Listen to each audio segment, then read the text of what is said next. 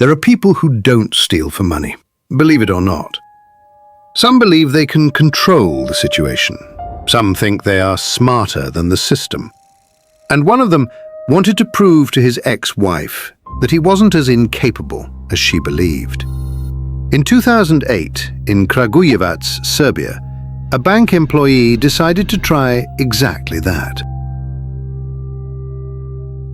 At first, nothing seemed out of place. The doors weren't forced. There was no panic. The cameras kept running. People came and went, just like any other day. Then someone opened the vault. That's when the silence started to feel wrong. Something was missing, but no one knew how much. The answer came later. Nearly €1.5 million.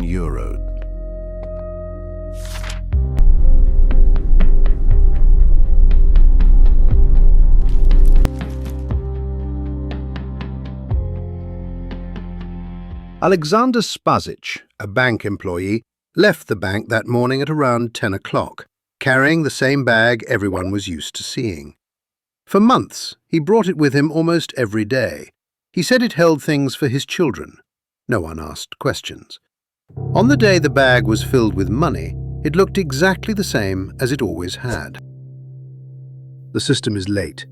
Nearly 6 hours pass. What does Alexander do in that time? Where does he go? Who does he talk to? Is he erasing traces or making mistakes? 6 hours in which behavior changes, but no one is watching yet.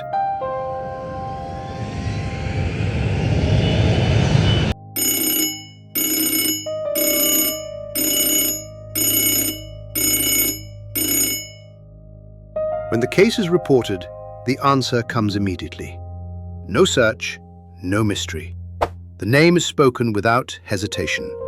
Alexander Spasic. In that moment, he becomes the most wanted man in the country. But inside the vault, he leaves another trace, a letter addressed to the bank's director, an apology. This is nothing personal. The police do what they always do, standard protocol. Borders, his home, family, friends, nothing. The only lead comes from his phone. The signal never goes dark, always moving. Chachak, then a sudden turn back toward Kragujevac.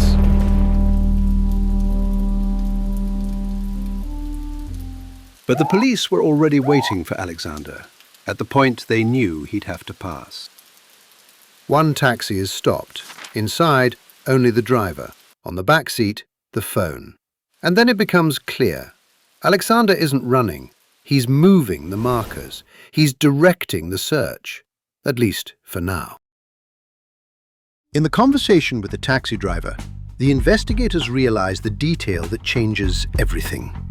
Right after leaving the bank, Alexander handed him a large amount of cash. One task, one wait. He was told someone would show up to collect the phone, but no one ever came. So the driver kept it with him for hours, driving around with a device that wasn't his, a burden he didn't dare to ditch. And then it gets worse. There was a message on the phone, not for family, not for help, for them. We'll meet where it all began. The obvious answer is the bank, but why would Alexander ever return there? Why would he show up anywhere at all? Then Alexander makes a move that changes everything. What was already an unusual case suddenly becomes something far more dangerous. He does exactly what he said he would do. Alexander doesn't go to a bank vault. Instead, he walks into a well-known nightclub called Vault, in the same city where the bank robbery happened. After a brief interaction with the bartender and a waitress, he makes an unexpected call. He calls the police himself. At that moment, he effectively turns himself in. And the strangest part? No one at the police station believes him. They assume it's a prank. Either way, the police have to respond. The call cannot be ignored. Soon, almost the entire station is in motion. Cars pull out one after another. The road leads to a well-known nightclub in Kragujevac called Vault. After a short drive, the police enter the club. Smoke, music, a crowd. Among the people, under the lights and in the haze, they find Alexander. There's a smile on his face. Shocked by what they're witnessing, the police take Alexander to the station. There, without hesitation, he says something no one expects. Yes, I did it. I know the sentence is 7 to 12 years in prison, but I will never tell you where the money is. Before it's over, he adds something else. Everything was calculated in advance, carefully planned. Since it's his first offense, he expects 7 years. With good behavior, he believes he'll be out even sooner. The police don't take the case lightly. They don't consider it over. The money is still missing. The police work at full capacity, but the first night after the arrest yields nothing. The next day, the same. Then, on the following night, something shifts. Strange, but perfectly in line with the tone of the entire case. Spasic asks to speak with the police. He says he's decided to reveal where the money is, but under one condition. The inspectors must solve a riddle within 15 to 20 minutes. A king has 10 servants. Each year, each of them brings the king gold bars. Every servant is supposed to deliver 10 bars, and each bar should weigh exactly 1 kilogram. A spy informs the king that one of the servants is cheating. His bars are 100 grams lighter than they should be. All the bars look identical. The only difference lies in the density of the gold. The king is a wise man. With just a single weighing on a scale, he discovers who has been cheating. The riddle is, how did the king know using only one measurement? This was the riddle that Alexander presented to the entire police unit. In their assessment, it was meant to waste time and confuse the investigation. But despite those assumptions, a number of officers were also convinced that if they solved the riddle, Alexander would tell them where the money was.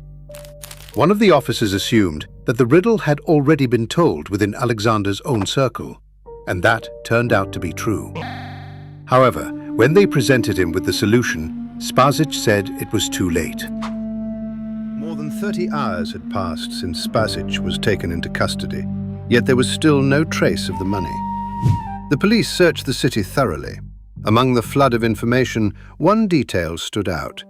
An eyewitness claimed he had seen Alexander Spasic burying the money in Shumarice, in the picnic area of Kragujevac. However, the man feared for his safety, and there was no chance he would come forward to speak.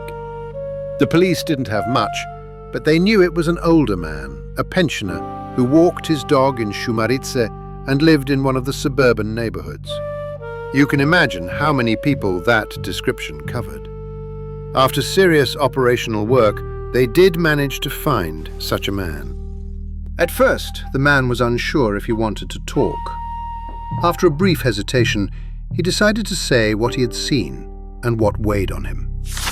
While walking his dog that day, he wandered into a more secluded part of the park. There, he came across bags of money. At the moment he took a closer look, Alexander returned to bury them as he was nearby. According to a police officer's account, the man panicked and fell to the ground. Alexander then offered him 50,000 euros to stay silent. It was clear he didn't take the money, but it was just as clear the police finally had something. And yet, from another angle, they still had nothing, because they knew one thing for sure. Spasic hadn't buried the money where the pensioner claimed to have seen it, but they had enough to start negotiating with Spasic's mind. They told him he was wrong to believe he'd get only 7 years if he stayed silent. They told him they already knew the money was hidden somewhere in the woods, and they told him what hurt the most, that prison would never be quiet, surrounded by criminals who would do anything to force that information out of him. There was a real chance the police would find the money, without him. So he accepted what was on the table. And finally, he talked. After telling the police where the money was hidden, Alexander explained his motives. He said he wanted to prove something to his ex-wife, from whom he had recently divorced, and to her parents, to show them that he was still worth something. The divorce, he explained, became the perfect excuse. People at the bank knew about his situation. They knew he was sometimes sleeping at his mother's place. So when he carried a large bag every day, no one found it suspicious. But then the police learned something they hadn't known before. Just days before the robbery, Spasic had already done a trial run. He managed to take 500,000 euros and return without raising any suspicion. In the presence of the supervising prosecutor, Alexander Spasic led the police to the location where the money had been buried. At the site, investigators found 6 separate holes, positioned not far from one another. After the excavation was completed and the police counted the recovered cash, one detail stood out. 100,000 euros was missing. Spasic stated that the bank's records were likely inaccurate and insisted that he had not kept any of the money for himself. In those days, Sumarice was suddenly filled with people jogging, even those who had never jogged before. According to the police, the trend lasted for quite some time. Naturally, nothing came of it. 2 months later, construction worker Ljubodrag Vranic was repairing the roof of a small pavilion at the Czechoslovak cemetery in Serbia, a place rarely visited.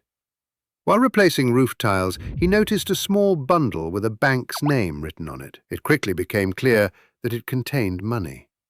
He climbed down the ladder and told his co-workers, who initially laughed and joked at his expense. The amount turned out to be 30,000 euros. All nearby structures were searched, but the remaining 70,000 euros was never found. Alexander Spasic defended himself from freedom. In a strange way, he became a media figure.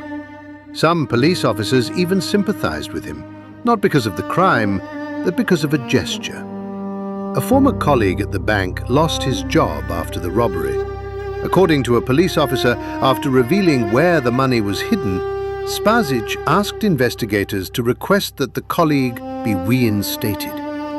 Official records show that, in the end, Alexander Spasic served 9 years in prison. But one question remains. Did you solve the riddle he left behind for investigators? Let me know in the comments. And if you enjoy stories like this, subscribe, like, and thank you for watching.